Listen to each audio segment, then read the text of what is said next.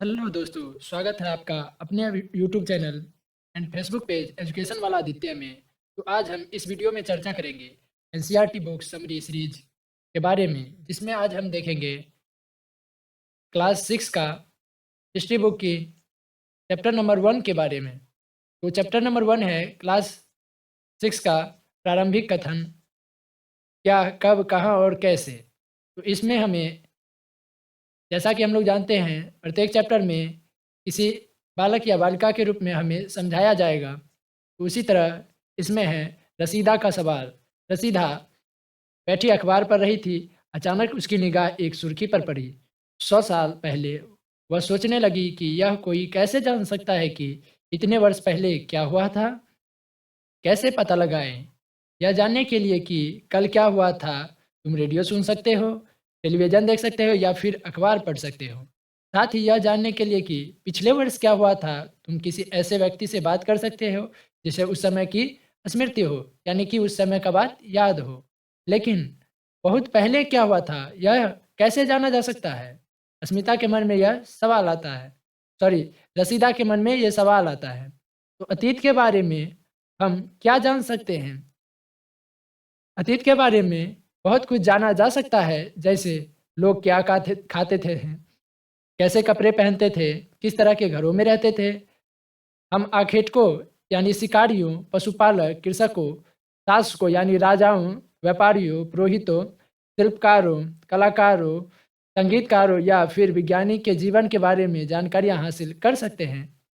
यही नहीं, हम यह भी पता कर सकते हैं कि उस समय बच्चे कौन-कौन से खिलौने से खेलते थे, कौन-सी कहानियाँ सुना करते थे, कौन से नाटक देखा करते थे या फिर कौन-सी गीत गाते थे। लोग कहा करते थे, कई लाख वर्ष पहले से लोग इस नदी के तट पे रह रहे थे, जो नदी नर्मदा नदी के नाम से जाना जाता है। यहाँ रहने वाले आरंभिक लोगों में से कुछ कुशल संग्राहक थे, जो आसपास के जंगलों की विशाल संपदा से परिचित थे।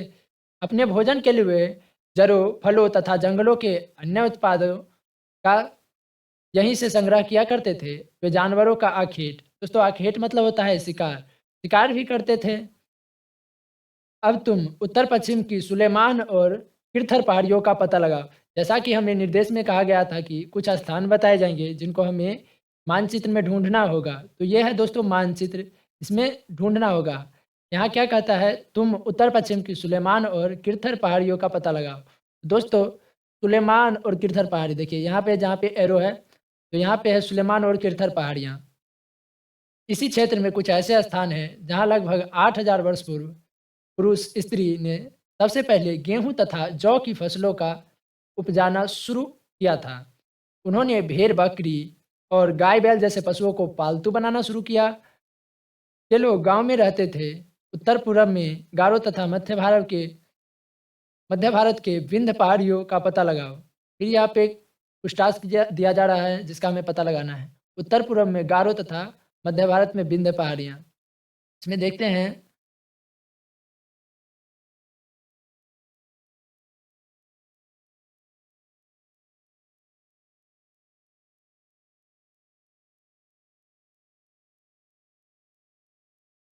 यहाँ देखो मिल गया है गारो की पहाड़ियाँ और विंध्य की पहाड़ियाँ।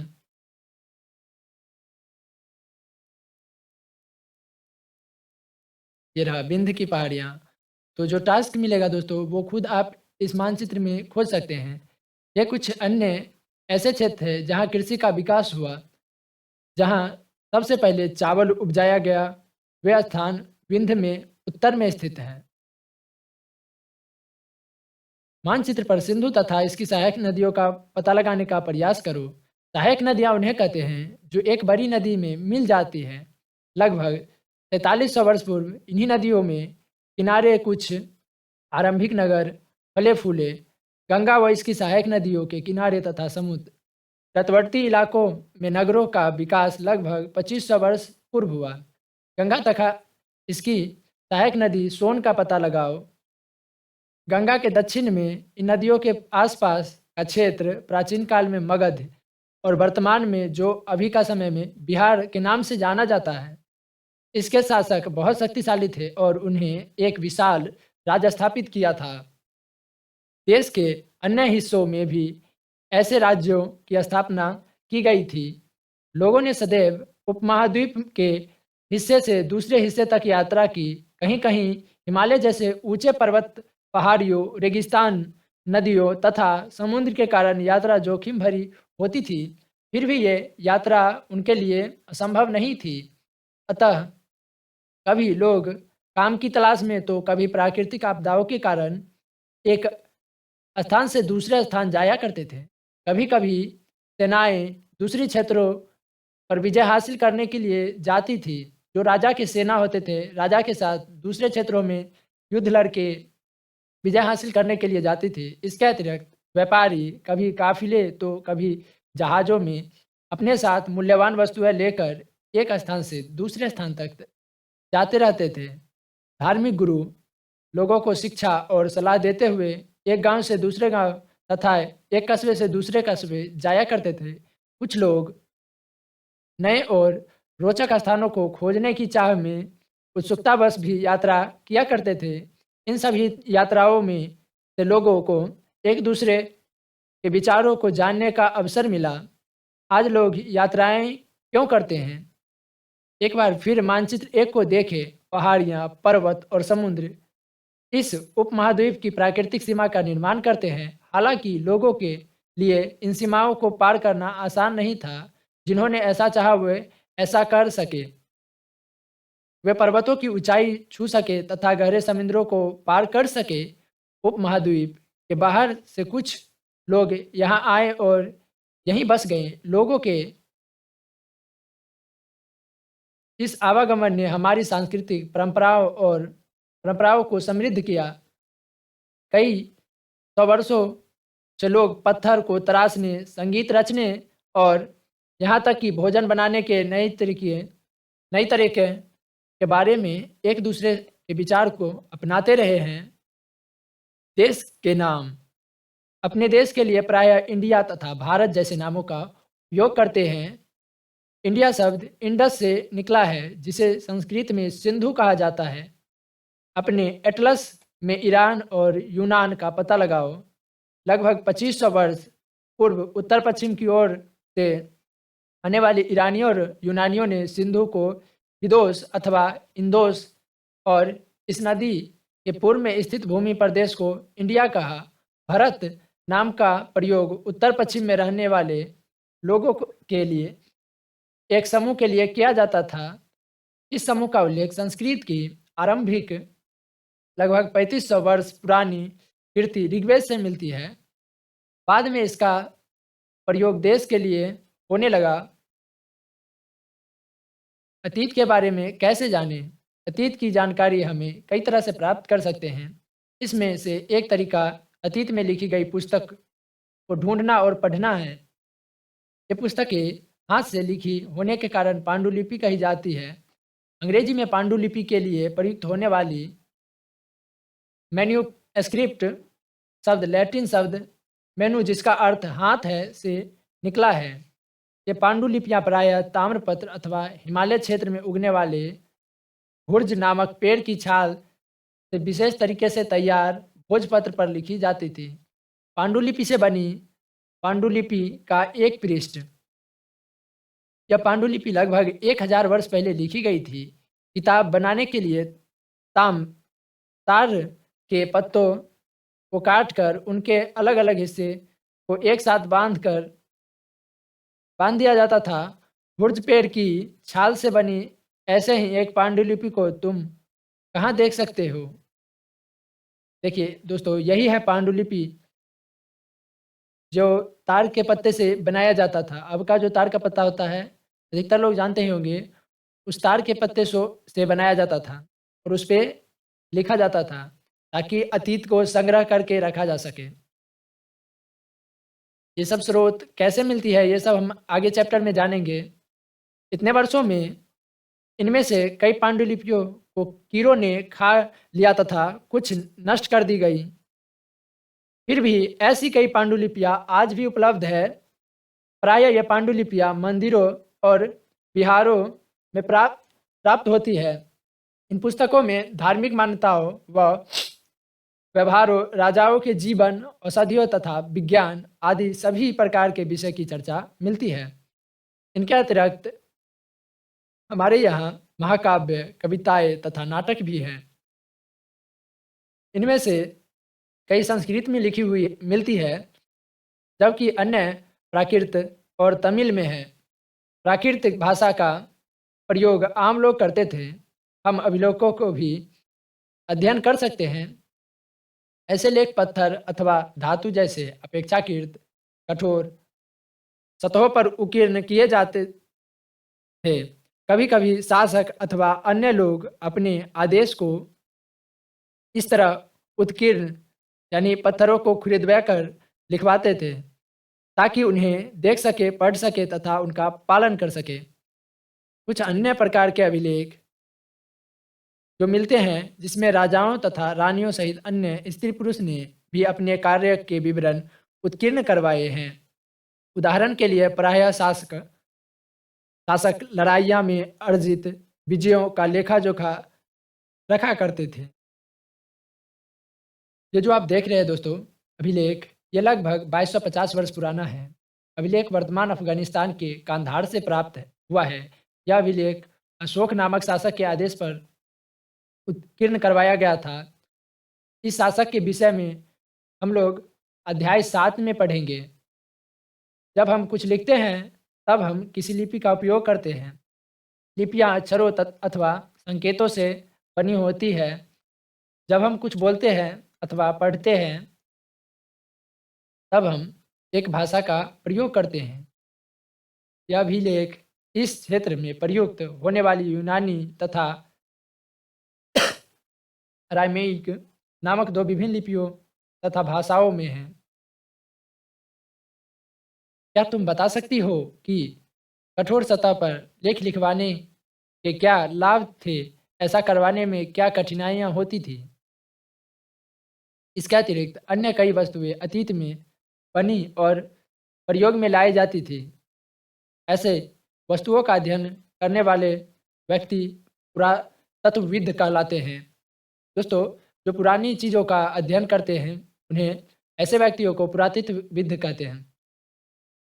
पुरातात्विकविद पत्थरों और ईंट से बनी इमारतों के अवशेष, चित्र तथा मूर्तियाँ जो आप बाईं ओर में देख रहे हैं, एक प्राचीन नगर से प्राप्त पात्र हैं। इस तरह के पात्रों का उपयोग 4700 वर्ष पूर्व होता था। दाएँ एक पुरानी चांदी का सिक्का है। इस तरह के एक सिक्का का उपयोग लगभग 2500 वर्ष पूर्व होता था। हमारे द्वारा आज प्रयोग में आने वाले सिक्कों से यह सिक्का कैसे भिन्न है? इस बात का चर्चा अपने आस-पड़ोस के दोस्तों से कीजिएगा।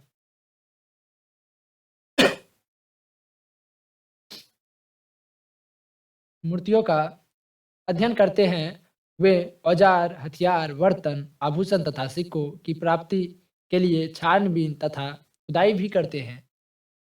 इनमें ये कुछ वस्तुएं पत्थर, पक्की मिट्टी तथा कुछ धातु की बनी हो सकती है। ऐसे तत्व कठोर तथा जल्द नष्ट न होने वाले होते हैं। पुरातात्विकविद जानवरों, चिड़ियों तथा मछलियों की हड्डियां ढूंढते हैं। इससे उन्हें यह जानने में मदद मिलती है कि अतीत में लोग क्या खाते खाते थे। वनस्पतियों के अवशेष बहुत मुश्किल से बच पाते हैं। यदि अन्न के दाने अथवा लकड़ी के टुकड़े जल जाते हैं, तो वे जले हुए रूप में बचे रहते हैं। क्या पुरातात्विकविदों को बहुधा कपड़ों के अवशेष मिलते होंगे? पांडुलिपियों, अभिलेखों तथा पुरातत्व से ज्ञात जानकारियों के लिए इतिहासकार प्रायः स्रोत शब्द का उपयोग करते हैं। दोस्तों, जो इतिहासकार होते हैं, जो उनको पुरानी पांडुलिपियाँ, अभिलेख, पुरातत्व से जानकारी मिलती है, वो ऐसे शब्दों के लिए स्रोत शब्द का उपयोग भी करते हैं। इतिहासकार उन्हें कहते हैं जो अतीत का अध्ययन करते हैं। यानी जो लोग इतिहासकार कहलाते हैं, वो अतीतों का अध्ययन करते रहते हैं। अतीत में क्या हुई थी, लोग कैसे रहते थे, क्या खाते थे, क्या पहनते थे, इनका अध्ययन करते रहते हैं और अपनी इतिहास को लिखते रहते हैं। स्रोत के प्राप्त होते ही अतीत के बारे में पढ़ना बहुत रोचक हो जाता है, क्योंकि इन स्रोतों की सहायता से हम धीरे धीरे अतीत का पुनर्निर्माण करते जाते हैं। दोस्तों, अगर हमें स्रोत मिलती है तो हमें खुशी होती है कि हम इस स्रोत के जरिए पुरानी बातों को जान सकते हैं। अतः इतिहासकार तथा पुरातात्विकविद उन जासूसों की तरह है जो इन सभी स्रोतों का प्रयोग सुराग के रूप में कर अतीत को जानने का प्रयास करते हैं। जो इतिहासकार और पुरातात्विकविद होते हैं दोस्तों, वो पुरानी चीज़ों को खोजते रहते हैं ताकि उससे पता लगा सके जो ये कितनी पुरानी है और कब इस्तेमाल की जाती थी। अतीत या अतीत एक या अनेक। क्या तुमने इस पुस्तक के शीर्षक हमारे अतीत पर ध्यान दिया है? जो क्लास 6 का यानी कक्षा 6 का पुस्तक है, उसका शीर्षक ही है अतीत यानी हमारे अतीत। यहाँ अतीत शब्द का प्रयोग बहुवचन के रूप में किया गया है। ऐसा तथ्य की और ध्यान दिलाने के लिए किया गया है कि अलग-अलग समूह के लोग के लिए इस अतीत के अलग-अलग मायने थे। उदाहरण के लिए पशुपालकों अथवा कृषकों का जीवन, राजाओं तथा रानियों के जीवन से तथा व्यापारियों के जीवन, शिल्पकारों के जीवन से बहुत भिन्न था। जैसा कि हम आज भी देखते हैं, उस समय भी देश के अलग-अलग हिस्सों में लोग अलग-अलग व्यवहारों और रीति-रिवाजों का पालन करते थे। उदाहरण के लिए आज अंडमान द्वीप के अधिकांश लोग अपने भोजन मछलियाँ पकड़कर, शिकार करके तथा फल-फूल के संग्रह द्वारा प्राप्त करते हैं। इसके विपरीत शहरों में रहने वाले लोग खाद्य आपूर्ति के लिए अन्य व्यक्तियों पर निर्भर रहते हैं। इस तरह के भेद अतीत में भी विद्यमान थे। इसके अतिरिक्त एक अन्य तरह का भेद है, उस समय शासक अपनी विजयों का लेखा-जोखा रखते थे।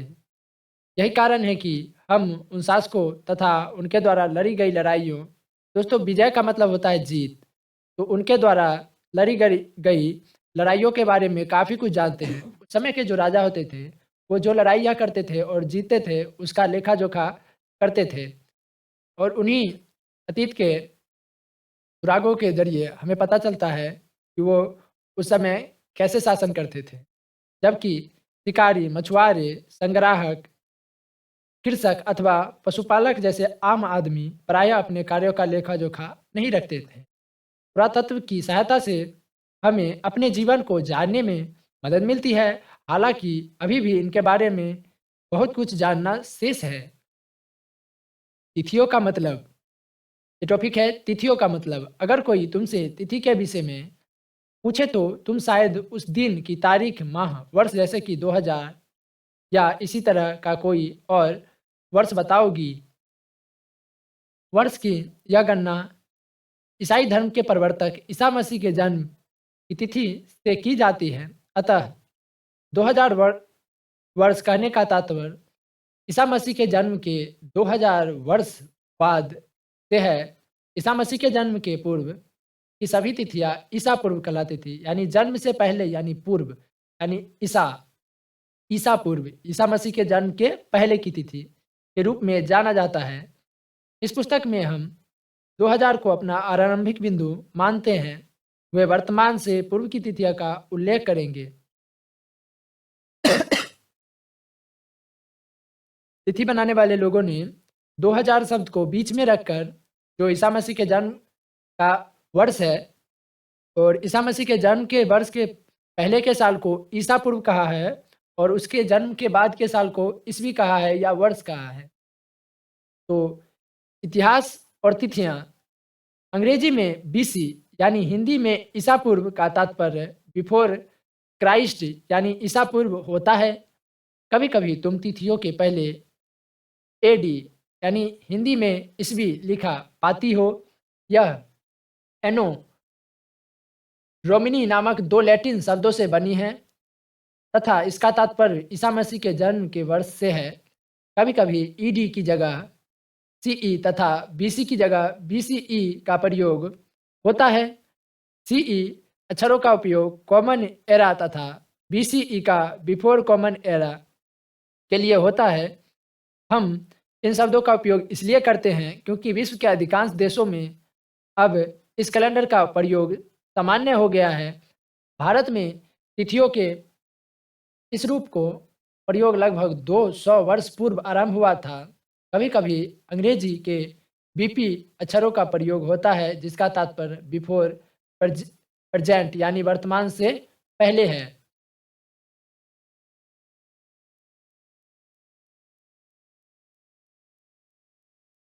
पृष्ठ 3 पर 2 तिथियां हैं, उनका पता लगाओ। इनके लिए तुम किस अक्षर के समूह का प्रयोग करोगी? अगर दोस्तों आप लोगों को ये बात नहीं समझ में आई है तो मैं आपको बताता हूँ। जैसे कि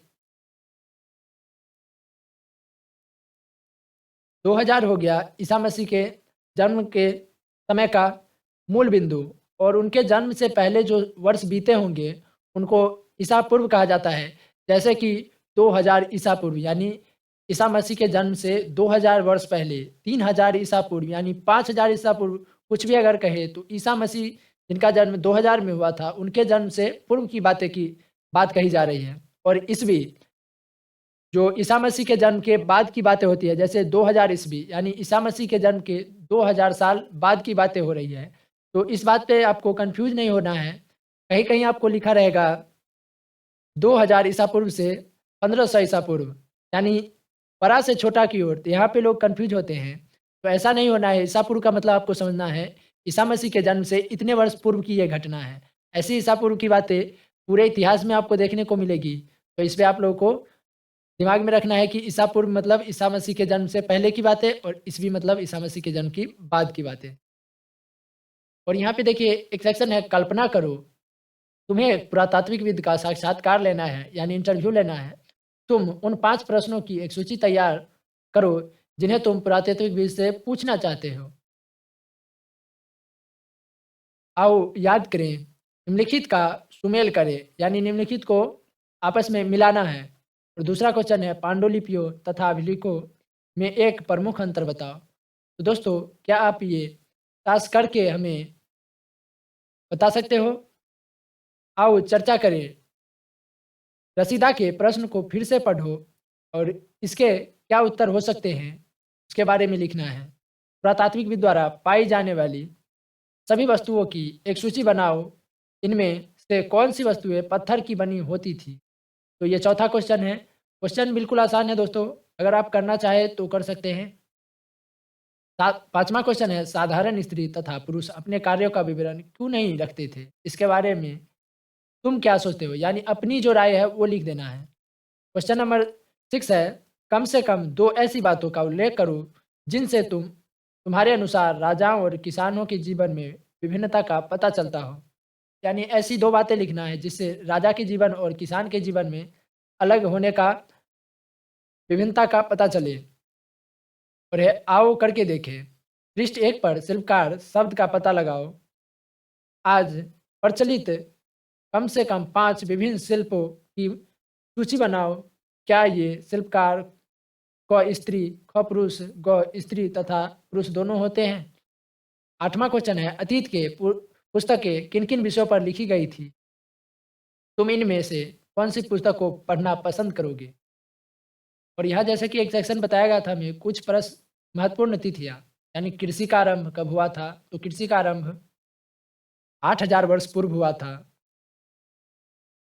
सिंधु सभ्यता के प्रथम नगर 4500 वर्ष पूर्व खोजे गए थे। गंगा घाटी के नगर मगध का बड़ा राज्य 2500 वर्ष पूर्व की बात है ये। वर्तमान लगभग 200 वर्ष पूर्व। तो इसी के साथ हमारा पहला चैप्टर खत्म होता है। इसमें हम लोग देख लेते हैं उपयोगी शब्द कौन-कौन से थे, जैसे यात्रा, पांडुलिपि, अभिलेख, पुरातत्व, इतिहासकार, स्रोत, अज्ञात लिपि का अर्थ निकालना। तो इसी के साथ पहला चैप्टर कक्षा 6 का खत्म होता है। मिलेंगे अगले चैप्टर नंबर 2 के साथ अगली वीडियो में। तब तक के लिए धन्यवाद। कोई कमेंट हो तो आप लोग कमेंट करके पूछें। वीडियो अच्छी लगे तो लाइक करें, चैनल को सब्सक्राइब करें ताकि ऐसे अच्छी-अच्छी वीडियो आप लोग देख सकें और जैसे ही मैं वीडियो डालूँ सबसे पहले आप तक पहुँचे। तो तब तक के लिए जय हिंद, धन्यवाद।